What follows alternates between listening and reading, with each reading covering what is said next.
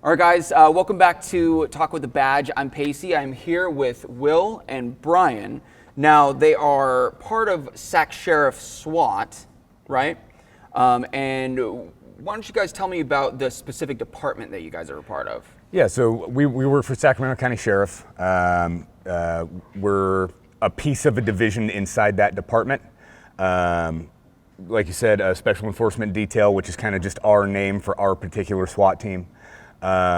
Sacramento Police Department also has their SWAT team. We work with them fairly often, but we are separate from them. They're city jurisdiction, and we're county jurisdiction. So do you guys, since you guys are part of the essentially county, so Sac Sheriff is essentially Sacramento County, right? Correct. Do you guys, is part of your patrol jurisdiction also the city, or do you guys just leave that strictly to Sac PD? No, so we go there if either their people call for help, if their officers are saying, hey, either we have an incident that has kind of bled across boundaries, and we need you guys' assist, or if there's a super hot call that maybe just the public that's just on the other side of an imaginary line on a map is saying, hey, we need help right now. We're not going to not go just because the map says that's Right. the police's jurisdiction. Right. Okay. So going back to the special, the SED department that you're in, what specific calls would that necessarily justify you guys going in for? Pretty much any high-risk operation. So any event that there is specialized training and or equipment that's needed. Not to say that patrol can't handle that, but sometimes, again, there might be some things that better served with certain pieces of the tools in the toolbox. And again, we're just a tool in the toolbox of the whole department. Everybody has their own place within, and we all help the organization run as a whole.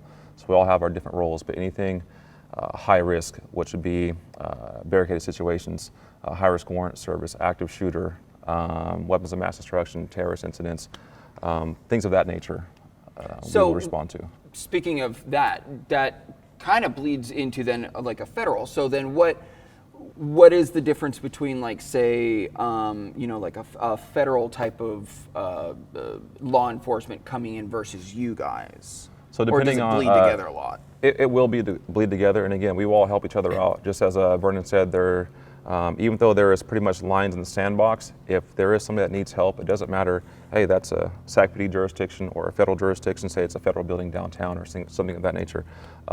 If we're close by and we can respond and help neutralize a situation to help keep people safe, we will do that. I understand on TV sometimes there's this, I want to call it a pissing match for better words, better terms. Hey, we're the big dogs. Right. When bad things happen, we all come together. Right. It doesn't matter who we are, what uniform you wear, what badge you wear. We come together and we work together. It's not like on a TV show where it's like, okay, we're federal, we're taking over, get out. Like, Yeah, it's exactly. You guys actually work as a team instead Yes. of what they just Yeah. try to create drama on there. Yeah, and there's some people that might have first rights to something. Say if something happens in the city of Sacramento, their officers, their SWAT team, depending on the incident, will have first rights to that. For some reason they're busy or they need additional help, or they're unable to get to it because they're handling something else, then we will step up and help them.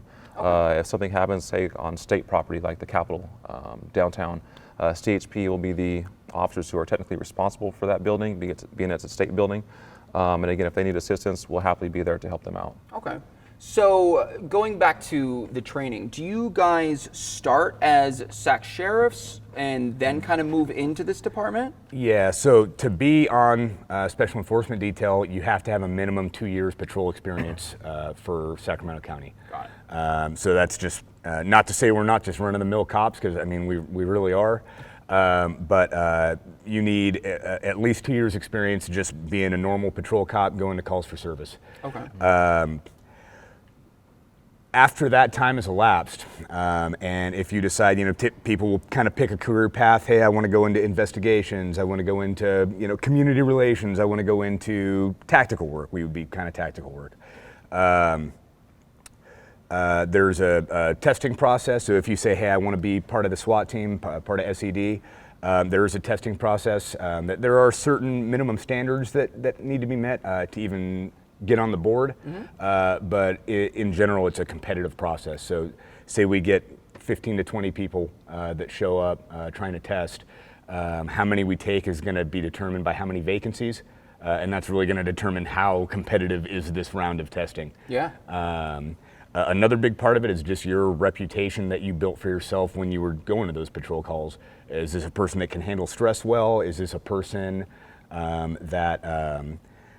So there's psychological testing as well, essentially. Yes. 100%. And I mean, a lot of that testing really takes place during your patrol career. Got it. And, you know, of course, there's an interview process, but you can only really learn so much about somebody during a 15-minute interview. Yeah. What does that 2, 3, 4, 5 years they spent pushing a patrol call around going to tell you? Probably a lot more. Is this person's use of force consistently appropriate and within policy? Does this person understand, you know, those procedural check boxes that really comprise how police make decisions? How we, okay, this is XYZ criteria have been met. That means I'm going to do A, B, C to respond. Yeah. And there's other tech, try to cut you off. And then one of the biggest things that we have here is being able to be a team player. We have a bunch of different personalities on this team. Everybody's a hard charger, everybody's type A. But can I get number 1 through 16 to work together, to come together for a common goal? We may all have different ideas, we might have all different opinions of how to get certain things done. At the same time, if you come to me with something, I'm going to take that information, process it. Hey, this might be better served for the situation. It doesn't matter where you are in the pecking order of rank and or seniority. If there's a good idea and it can be employed to better help us complete the mission in a safe manner, we will do that. So pretty much that's just a long-winded version of saying working together for the common goal. Right. Humility is huge on this team. Again, that's what it takes. Understand, hey, I have this great idea, but it might not be so great, or there might be a better idea. So understanding that you have to have the ability to work well with others to come together is probably one of the biggest pieces, I think, on this team.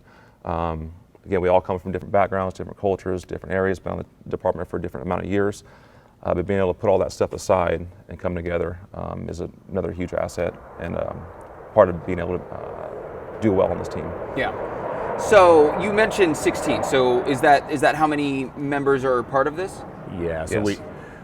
Go ahead. we have 14 full-time SWAT deputies. So we call them operator positions, or whatever. Just 14 line level cops.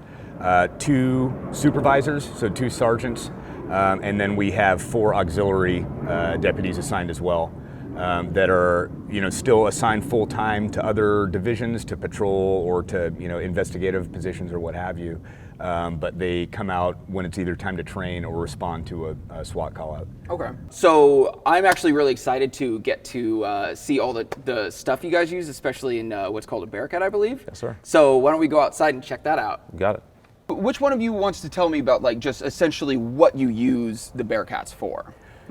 So either of us could, I'm sure. We essentially use this for anything that would require what we would consider like a traditional SWAT team response. So there's no like set list of we go to this, we go to this, we go to this. It could be something along the lines of a detective has wrote up a search warrant. Looking at, we would call it a threat matrix, basically looking at the facts of that search warrant. They're saying, oh, well, this guy's got gun history, and he's got history of violence against officers, and he's got, XYZ factors. Yeah. They might request a SWAT team to serve that warrant for them, to mitigate the likelihood of violence taking place in the first place. Right. It could be the kind of thing that maybe patrol was on a call for service and was dealing with a suspect that for one reason or another they decided had a high likelihood for violence. Maybe they saw him with a gun, something along those lines. And typically the way it goes is that guy might barricade inside a structure, basically go inside somewhere and refuse to come out. Well-trained patrol officers are going to say, no, I'm not going to go in there after him unless there's some reason that I have to. Right. If that, we would call that exigency, so there's no rush to get there. They're going to lock that building down and give us a call, and we're going to bring out the heavy equipment because Wow. it takes a while to get there. Okay. So can we take a look inside, because that seems really interesting. Let's do it. Okay, so we're going to go ahead and take a look inside at all because you think the outside is really cool looking. Inside, there's a bunch of toys. well, toys. I mean, they're not necessarily for kids, clearly. But we're going to take a look inside at all these toys inside. All right, so these all look interesting, and these are all. Do you use everything in here for? Yeah. So we'll use any one of these tools that you see here. Obviously, each one of these tools has the ability to adapt to different situations, whatever they may call for. This, for example, right here, this is our door ram. Oh, wow. So for some reason, we do need to enter a structure and attempt to stop somebody from harming themselves or harming others. We may be able to use this tool to enter the structure, whatever it may, i.e. a house or a building or whatever that structure might be. With that being said, there's other tools such as this Halligan right here. So if you see the forks on this right here, we can use this. Say that there's a lock on a gate, whether it be a gate that's leading up to the residence or whatever structure we're going to. We can actually put this on here, twist it around, and just with the pressure of it, it'll snap the lock off, break the chain open, things of that nature. In addition to that, as far as getting into screen doors or anything of that nature, if there's fortification on the residence or structure, we can utilize these tools in different manners to help gain access to the structure to attempt to neutralize the situation in the safest manner possible without causing harm to anybody. Right. So what kind of like training is required for these? Because I've never seen these, and I wouldn't even know how to like. I wouldn't even know how to ram a door with that. Yeah, there's a lot of training that is involved with each and every one of these tools here. Everybody on the team is trained to a basic standard of them, but then there's certain folks, we'll call them subject matter experts, that will do additional training to... specialists, essentially. Exactly. Okay. Yep. So we'll get extra training on these devices, whatever it may be. Chemical agents right behind you. There's gas guns and or 40 millimeter rounds, which are less lethal. So is that like tear gas? Yes, sir. Okay. So shoots gas. Well, that's like straight out of a video game. Yes, sir. So we'll load the rounds into here. So last night we deployed this. There's gas in here. So there was somebody who barricaded into a residence last night, would not come out. He was wanted for a bunch of felony crimes, harming other folks. So an attempt to get him out after negotiations failed, things of that nature. We kind of have to rise to a level that the suspect brings us to. We're pretty much a reactive force.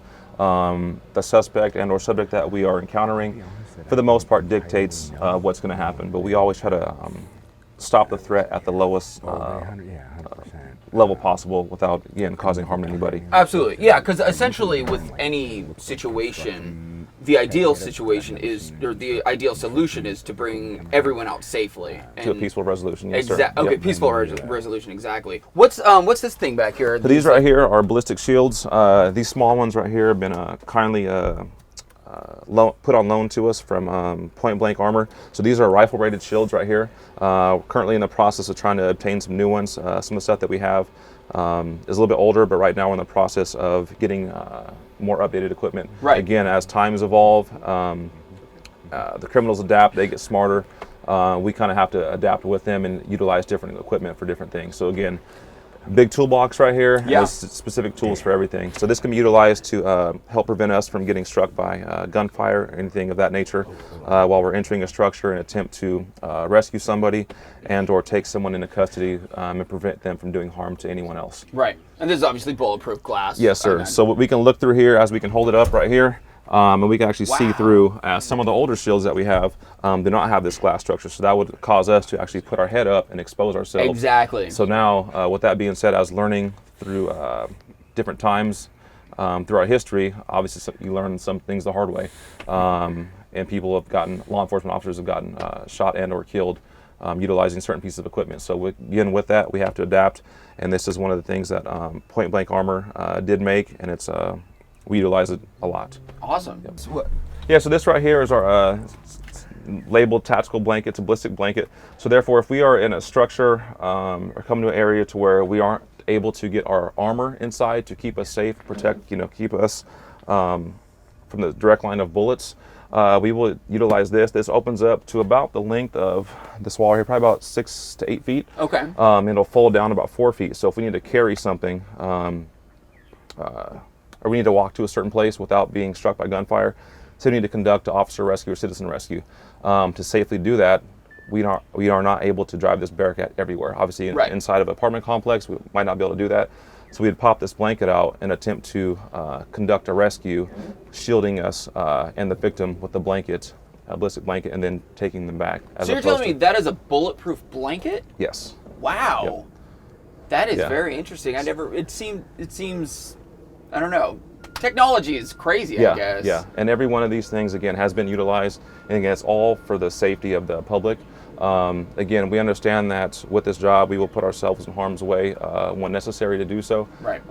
Everything we do is to try to minimize the level of violence and obviously minimize the amount of force used on the suspect. Right. A lot of people think that, or have this notion that, hey, we wake up every day and we're looking for action and things of that nature.